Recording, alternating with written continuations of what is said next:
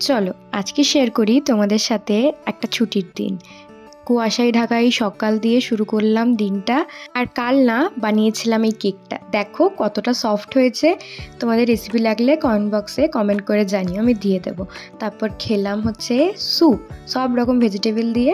তারপর বাইরে এই যে আমাদের পুচকে বাচ্চা এসেছিল, ওর সাথে একটু খেললাম, খেলে একটু বেরিয়েছিলাম দুপুরবেলা লাঞ্চে গেছিলাম। এই জায়গাটা খুবই ভালো ছিল। আমার তো বিশেষ করে এই মাটির বাড়ির কনসেপ্টটা খুব ভালো লেগেছে, খুবই সুন্দর ছিল। যাই হোক, গিয়ে আমরা অর্ডার করেছিলাম একটা মাটন থালি, ছিল ভাত, ডাল, শুক্তো, কোফতা, মাটন, চাটনি, পাঁপড়, বেগনি।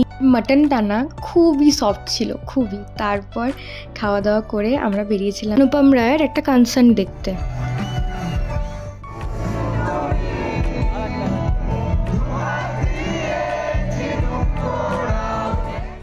পর একটা কোল্ড কফি নিয়ে বাড়ি এলাম। Thanks for watching.